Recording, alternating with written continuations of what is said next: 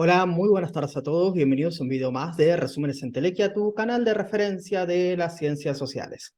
En el día de hoy vamos a analizar 4 de los conceptos más claves para entender el pensamiento del sociólogo Karl Marx, que son el materialismo dialéctico, el materialismo histórico y, obviamente, la estructura y la superestructura. Estos son conceptos clave, conceptos fundamentales que en cualquier parcial de sociología o introducción al pensamiento social seguramente te pueden llegar a tomar respecto al autor.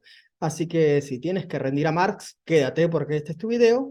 Y si simplemente te interesa la historia de la sociedad en general, obviamente también es un video que será de tu agrado. Vamos a ver, ¿qué es lo que entiende Marx por materialismo dialéctico? Vamos a empezar fuerte porque es uno de los conceptos claves del marxismo y si entendemos este concepto, podemos entender el resto de la obra de Marx.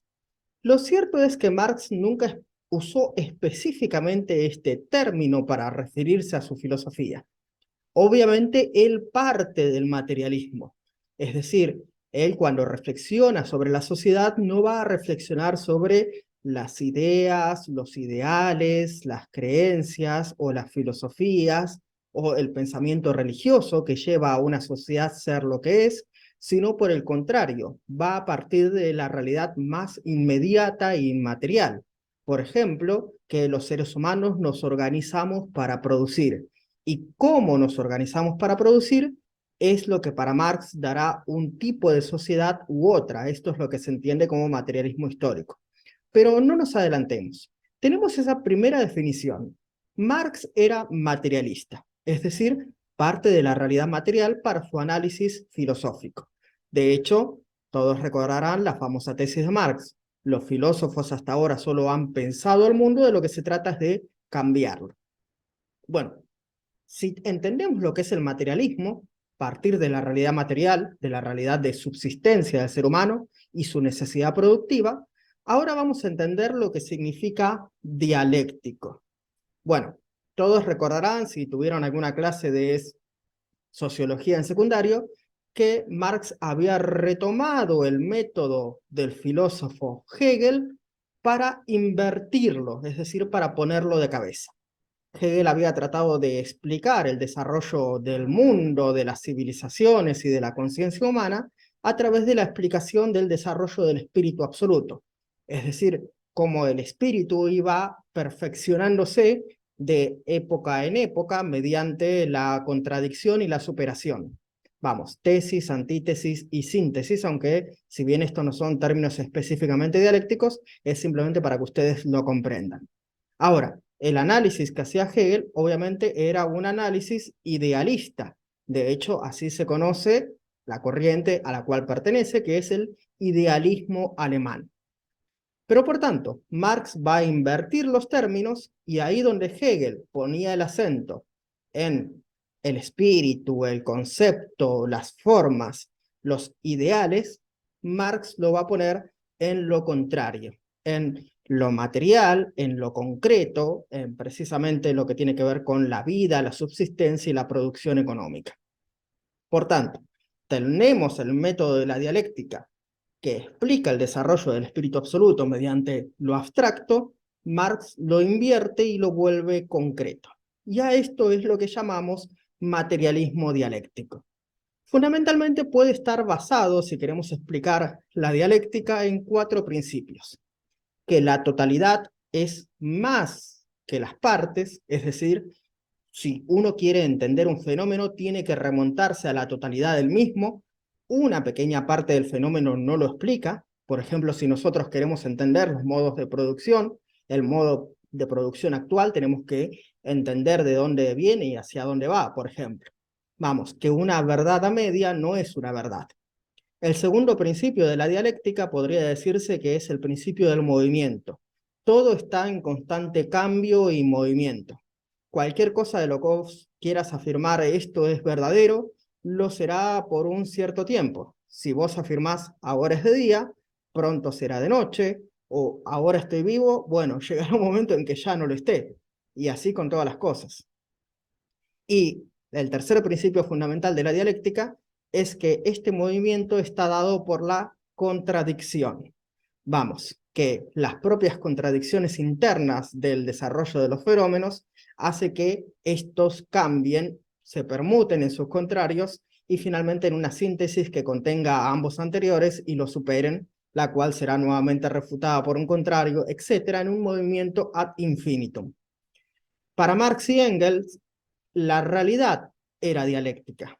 Vamos, que por ejemplo, una semilla no es siempre semilla, sino cuando es plantada, surge de ella un árbol, y este árbol niega a, por ejemplo, la semilla, del cual luego dará frutos, negando al árbol, etc. O sea, el propio desarrollo evolutivo de todas las cosas es un desarrollo intrínsecamente dialéctico, basado en las contradicciones y superaciones constantes.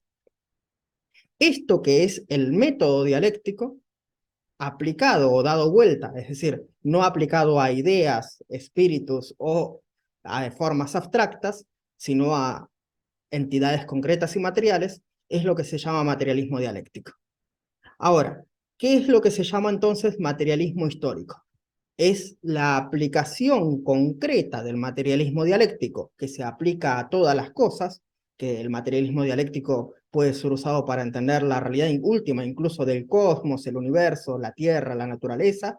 Bueno, si aplicas ese método específicamente a la historia, es decir, si utilizas el materialismo dialéctico para estudiar el fenómeno social y la sociedad, entonces obtenés el materialismo histórico. El materialismo histórico parte de la idea de que los seres humanos nos organizamos para producir, la división de roles producida de esa organización es lo que engendrará el orden social. Y obviamente esa división de roles está basado en una división material de la realidad. Ya lo voy a explicar con los conceptos. Para Marx existió un comunismo primitivo en el cual no había propiedad privada y todos hacían todos. Esto coincide con Durkheim y demás sociólogos. Luego existió una sociedad esclavista donde obviamente los señores o personas libres esclavizaban a otras personas quienes eran los que producían. Y ahí se produce la primera división del trabajo social y por tanto la división de la ganancia o de lo que produce la sociedad. Vamos, que para Marx la sociedad siempre está compuesta de clases antagónicas de intereses contrapuestos. Hay un sector social que es el que produce y no puede gozar de lo producido, y un sector social que no produce y sí puede gozar de lo producido. En este caso, el que produce es el esclavo y el que goza es el amo o señor o persona libre. Este sistema, por su propia contradicción interna, una vez que los esclavos se rebelan a él, da por inicio el feudalismo, en el cual los que son libres son los señores feudales y el clero, y los que deben producir son los siervos. Y lo mismo, el siervo produce todo, pero no goza de lo producido, el señor feudal no produce nada y goza de todo lo producido.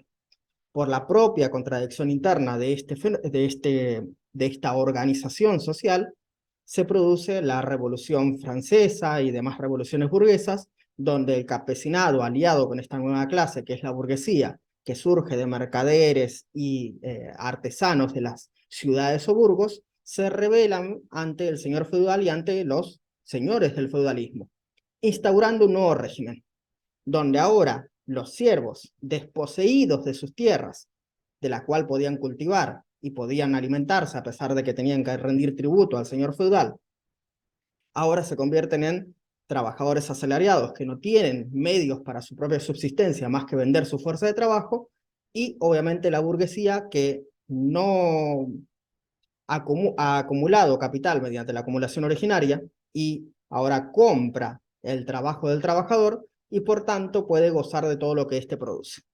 Y volvemos a la misma contradicción interna. Tenemos una clase que produce todo y no goza lo que está produciendo, que es el proletariado, y una clase que no produce nada, que es la burguesía, y goza de todo lo que se produce dentro de la sociedad. Para Marx, este último sistema, por sus propias contradicciones internas, encarnaría una última revolución, que es la revolución comunista, en la cual precisamente se reemplazaría este sistema y se llegaría a una sociedad sin clases, sin división material y por tanto sin división social. Esto es lo que sería el comunismo último. Por lo tanto, aplicando el método del materialismo dialéctico, vemos cómo la historia, analizada materialistamente, el materialismo histórico, es dialéctica. A cada sistema, por sus propias contradicciones internas, se mueve, se transmuta, se convierte en su contrario, y los que eran esclavos en un sistema son señores en el otro.